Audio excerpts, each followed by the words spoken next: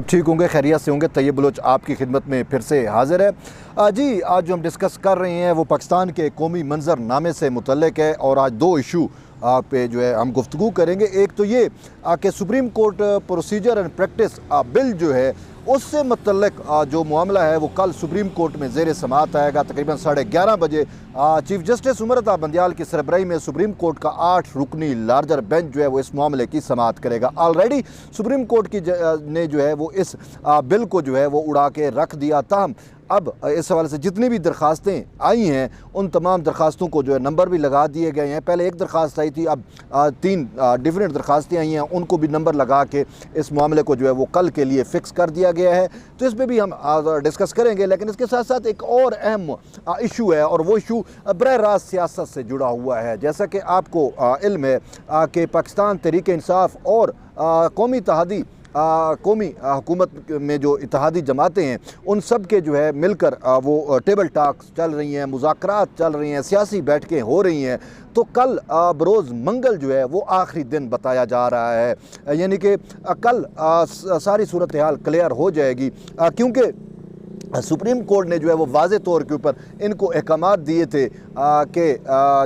अहकामात क्या दिए थे कि एक रोज़ में इंतखाबात कराने से मुतल्लिक मामला था, वो दरख्वास्त आई, उसको सुप्रीम कोर्ट ने समाअत के लिए लगाया और तमाम पोलिटिकल पार्टीज़ को जो है उसमें फ़रीक बनाया और उनको कहा कि आप मिल बैठ कर सियासी मामला है तो सियासी तौर के ऊपर इस मामले को हल क्यों नहीं कर लेते। चीफ जस्टिस का ये भी कहना था कि अगर आप सियासी मामले को सियासी तौर पर हल करें तो फिर सुप्रीम कोर्ट भी गुंजाइश पैदा कर सकती है और फिर जो है वो जो इंतखाबात हैं 14 मई में के जो इंतखाबात होने हैं उस हवाले से भी हम रिस्ट्रेन का मुजाहरा कर सकते हैं। अताम अगर मुज़ाकरात नाकाम हुए तो फिर चीफ जस्टिस ने कहा कि फिर जैसे चल रहा है फिर सब कुछ वही होगा, यानी कि अगर ये मुज़ाकरात जो कल होने हैं इसके 2 राउंड जो है वो गालबन पहले हो चुके हैं तो ये तीसरा फैसला कुन राउंड समझा जा रहा है। इसमें तहरीक इंसाफ ने अपना मुद्दा, अपना मकसद, अपना जो उनकी ऑब्जेक्टिव्स थी वो भी सामने रखी और जो इत्तेहादी जमातें हैं हुकूमत की उन्होंने भी अपना मेन मुद्दा, मेन मकसद जो है वो सामने रखा और बात जो है वो यहाँ पे आके लटक गई कि तहरीक इंसाफ का ये मौक़िफ़ सामने आया कि कौमी असम्बली को भी जो है वो तहलील कर दिया जाए और फिर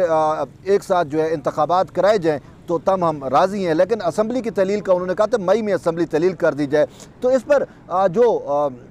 हुकूमत है उस वो इनकारी हो गई और ख़ासकर मैं उस दिन असम्बली में भी ये बात मैंने सुनी, इसहाक डार जो इस मुज़ाकराती टीम का भी हिस्सा हैं, तो उन्होंने कहा बजट तो हमने देना ही है, बजट से पहले असम्बली की तहलील जो है वो तो हो ही नहीं सकती। तो अब ये मामलात अभी कल आगे बढ़ेंगे और बकौल जो है वो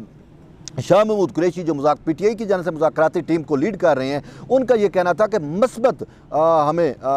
वो है मस्बत अंदाज में ये चीज़ें चल रही हैं तो हमें उम्मीद है कि जो है वो रिज़ल्ट अच्छा आएगा। ताहम अभी थोड़ी देर कबल जो है वो पाकिस्तान मुस्लिम लीग नून के एक रहनुमा की मैं देख रहा था तो उन्होंने कहा कि ऐसा नहीं हो सकता कि मुज़ाकरात के लिए जो है वो आप स्टिक यूज़ करें और मजबूरी के तहत सबको बिठाएं। तो उन्होंने कहा लेवल प्ले है ही नहीं, मुज़ाकरात में भी नहीं है, सुप्रीम कोर्ट का हुक्म है तो हम मुज़ाकरात कर रहे हैं। तो बहरहाल अब ये चीज़ें तो तय उनको करनी है जो पार्टियों के सरबराह हैं, क्योंकि मुज़ाकराती टीम जो है जो निगोसिएशन कर रही है तो वो निगोसिएशन मुतलका उन्होंने लोगों को या अपनी पार्टी के सरबराहों को आगाह किया। पाकिस्तान पीपल्स पार्टी की जानिब से अपना सैयद यूसुफ रज़ा गिलानी जो हैं वो उस टीम का हिस्सा हैं तो उन्होंने साफ़ सदर जरदारी को और बिलावल भुट्टो जरदारी जो चेयरमैन है उनको आगाह किया। इसके साथ साथ दूसरी जो इसहाक डार हैं तो उन्होंने अपनी नून लीग की क़यादत को आगाह किया होगा, ऑटोमेटिकली किया होगा कि भाई ये तहरीक इंसाफ की डिमांड्स हैं। इसी तरीके से तहरीक इंसाफ की जानिब से फवाद चौधरी और शाह महमूद कुरैशी हैं तो उन्होंने अपने चेयरमैन इमरान खान को आगाह किया होगा। तो बहरहाल अब वो सारी जो मुतलका पार्टियों के लोग मौजूद हैं वो अपने अपने सरबराहान से जो इस हवाले से हिदायत हैं वो लेकर कल फिर जो है वो बैठेंगे और उम्मीद तो हम तो ये उम्मीद कर सकते हैं बल्कि दुआ भी साथ हम करते हैं कि भाई ये सियासी लोग जो हैं वो मिल बैठ कर कोई सियासी हल जो है वो निकाल लें ताकि ये जो पाकिस्तान के अंदर ये क्राइसिस चल रहा है, आइनी क्राइसिस है जो जन्म ले चुका है और फिर जो सियासी क्राइसिस जन्म ले चुका है इसको मिल बैठ कर जो है इसके सियासी हल जो है वो निकाला जाए। तो हमें सियासी हल में एक चीज़ नज़र भी आ रही है वो ये है कि अगर ये मुत्तफ़िक हो जाते हैं कि इंतखाबात एक दिन हूँ तो 14 मई को तो फिर ऑटोमेटिकली इंतखाबात होंगे नहीं, और फिर निगरान सेटअप जो मौजूद है पंजाब के अंदर या खैबर पख्तूनख्वा के अंदर, उसके ऊपर भी सवाल निशान उठ रहा है कि 90 दिन का उसका मैंडेट था, तो 90 रोज़ तो गुजर गए और उसने इंतखाबात कराने थे। अब जब इंतखाबात जो हैं वो आगे प्रलॉन्ग हो रहे हैं या आगे चले जाते हैं, तो फिर ये किस तरीके से इनका सेटअप जो है वो काम करेगा। तो इस हवाले से एक तजवीज़ ये भी आई है, जो मैंने पहले भी शायद वीलॉग किया, कि पाकिस्तान पीपल्स पार्टी के जो सूबाई सदर हैं सिंध के निसार खोड़ो, उनकी जानिब से यहाँ तक कहा गया था कि अगर मौजूदा बुरानों से निकलना है, इस कॉन्स्टिट्यूशनल बुरान से निकलना है, सियासी बुरान से निकलना है, तो फिर क्यों ना खैबर पख्तूनख्वा और पंजाब की जो असम्बली है उसको बहाल कर दिया जाए। तो अब अगर ये सारे स्टेक होल्डर मुतफिक हो जाते हैं और फिर असम्बली बहाली की तरफ मामला जाता है, तो फिर असम्बली कैसे बहाल होगी, ये भी एक क्वेश्चन अराइज होगा उस टाइम कि आया ये फिर कौमी असम्बली जो है वो कोई इसका रास्ता निकालेगी, या फिर जो सूबाई असम्बलियाँ हैं उनको बहाल करके उनको लीगल प्रोटेक्शन जो है वो दे दी जाए, कॉन्स्टिट्यूशनल प्रोटेक्शन दे दी जाए कि जो ही असम्बलियाँ बहाल हों तो उसमें पहली आइन साजी कर दी जाए या कानून साजी कर दी जाए कि पंजाब की असम्बली में, और उसमें कि भाई हमने वजह इस वजह से की और ये रीज़न्स हैं, उसको एक लीगल फ्रेम वर्क के अंदर उसको समो दिया जाए असम्बलियों की बहाली को। एक तो ये रास्ता है। दूसरा रास्ता जो है वो ये भी बतलाया जा रहा है कि पॉसिबल है, हो सकता है कि फिर सुप्रीम कोर्ट में जो दरख्वास्त डाली जाए और सुप्रीम कोर्ट जो है वो इस हवाले से फ़ैसला दे दे। तो जब सुप्रीम कोर्ट फ़ैसला देती है तो उसको भी लीगल शेल्टर मिल जाता है। सुप्रीम कोर्ट का फ़ैसला भी आइन और कानून जो है उसके मुताबिक होता है, और सुप्रीम कोर्ट जो है ऐसा हमेशा करती भी रही है। असम्बलियाँ कई दफ़ा असम्बलियाँ रिस्टोर भी सुप्रीम कोर्ट ने किया। हमारे यहाँ मतलब हमारी जो पॉलिटिकल हिस्ट्री है उसमें ऐसे केसेस ज़रूर मिलते हैं। तो यूँ सुप्रीम कोर्ट को भी इख्तियार है कि वो असम्बली जो है उसको बहाल कर सकती है। लेकिन इसके साथ साथ अब हम आते हैं दूसरे मामले पे। वो मामला जो है जो मैंने आपको पहले बता चुका हूँ कि 8 रुकनी लार्जर बेंच जो है वो कल समाअत कर रहा है, और supreme court practice and procedure bill जो पार्लिमान ने पास किया उसको के खिलाफ सुप्रीम कोर्ट ने स्टे ऑर्डर जारी किया। तहम अब हो ये चुका है कि पार्लिमान और सुप्रीम कोर्ट इस मामले पे जो है वो आमने सामने आ चुकी हैं। इस सुप्रीम कोर्ट के खिलाफ जो है वो पार्लिमान में या पार्लियामेंट में कई करारदादें जो हैं वो भी पास हो चुकी हैं, और वाज़े तौर के ऊपर ये कहा गया है कि सुप्रीम कोर्ट जो है वो इंक्रोचमेंट कर रही है, अपने दायरे अख्तियार से बाहर निकल के पार्लिमान की सुपरमेसी पे जो है वो हमला आवर है। इवन कि यहाँ तक कहा गया था कि जब ये प्रोसीजर बिल को सुप्रीम कोर्ट की जानिब से उड़ाया गया तो उस टाइम ये कहा गया था कि सुप्रीम कोर्ट को ये इख्तियार ही नहीं है, और शायद इसी वजह से सुप्रीम कोर्ट का फ़ैसला होने के बावजूद होता क्या है कि हुकूमत ने कहा कि जब पार्लिमान ने मुस्तरद कर दिया, जब कबीना ने मुस्तरद कर दिया, तो फिर हुकूमत की जानिब से जो है वो जब मुद्दत पूरी हो गई, सदर ने दस्तखत नहीं किए, सुप्रीम कोर्ट का भी आर्डर था, लेकिन इसके बावजूद वो जो 10 या 11 दिन पूरे हुए तो फिर supreme court procedure and practice bill जो है वो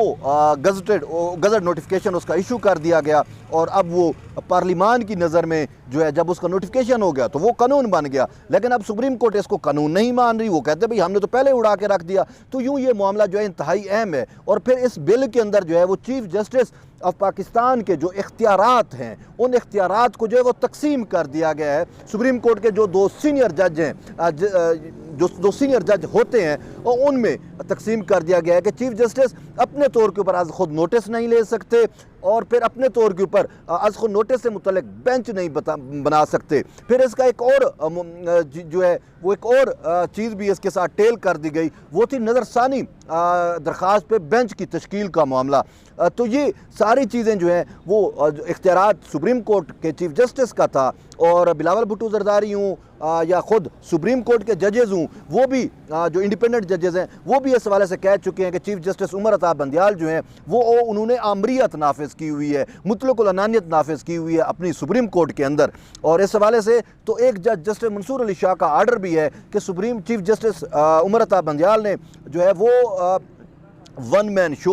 का उन्होंने लफ्ज़ यूज़ किया चीफ जस्टिस के बारे में कि पूरी सुप्रीम कोर्ट को उन्होंने 1 मैन शो जो है वो बनाया हुआ है। तो इन सारी चीज़ों को कर्टेल करने के लिए और जमहूरियत नाफिज करने के लिए, ताकि जब दीगर 2 जजेज़ जो सीनियर जजेज़ हैं वो शामिल हो जाएंगे तो फिर चीफ जस्टिस अपने तौर के ऊपर इख्तियारात का इस्तेमाल नहीं कर सकेंगे, वो मजबूर होंगे कि 2 सीनियर जजेस से कंसल्ट करने के लिए। तो इस टाइम सीनियर जज जो हैं वो जस्टिस काजी फैज़ ईसा और फिर जस्टिस सरदार तारिक मसूद है, और ऑलरेडी चीफ जस्टिस की जानिब से इन जजेस को जो है वो ना ही कोई बेंच दिया जा रहा है बल्कि टोटल इग्नोर किया जा रहा है। और इवन के आज तो एक जस्टिस काजी फैज़ ईसा ने चीफ जस्टिस को ख़त भी लिख दिया, वो जजेस की अपॉइंटमेंट से मुतल्लिक है कि सुप्रीम कोर्ट में 15 जज बैठे हुए हैं, तो 15 जज में से 2 जज अभी अपॉइंट होने हैं, टोटल 17 का स्ट्रेंथ होता है। तो उन्होंने कहा कि मुसर्रत हलाली खैबर पख्तूनख्वा से लाई जाए और इसके साथ साथ सिंध हाई कोर्ट के चीफ जस्टिस को यहाँ पे अपॉइंट किया जाए। तो उन्होंने कहा ताकि 17 जज पूरे हों, लेकिन अभी जो 15 जज हैं इसमें 8 और 7 का डिफरेंस नज़र आ रहा है। इंडिपेंडेंट जजेस जो हैं वो 8 की तादाद बन रही है और इंडिपेंडेंट जजेस की 7 की तादाद है, जो जिसमें जस्टिस काजी फैज़ ईसा हैं, जस्टिस सरदार तारिक मसूद है, जस्टिस जो है मंसूर अली शाह हैं, जस्टिस अतर मिनल्ला हैं, और इसी तरीके से और भी जजेस जो हैं वो जैसे याया खान अफरीदी हो गए। यूँ ये 7 जजेस बनते हैं, और दूसरी साइड पे चीफ जस्टिस उमर अता बंदियाल और उसके साथ दीगर 7 जजेस, और ये टोटल 8 जजेस हैं। तो यूँ 8 जजेस जो है वो चीफ जस्टिस के साथ हमें बज़ाहिर दिखाई दे रहे हैं, और कल यही 8 जजेस जो हैं इस मामले के ऊपर यानी supreme court practice and procedure bill pay जो है वो समाअत करेंगे। तो कल की समाअत जो है वो इंतहाई अहम समझी जा रही है, और इस हवाले से अब हम कल को ये आपको आगाह कर सकेंगे कि कल इस समाअत में क्या हुआ, और फिर जो आखिरी राउंड चल रहा है मुज़ाकरात का, उसका क्या नतीजा आता है। तो यूँ आप जुड़े रहिए तैयब बलोच के साथ, फिर मिलते हैं एक नई वीडियो में, तब तक के लिए इजाज़त दें, अल्लाह हाफ़िज़।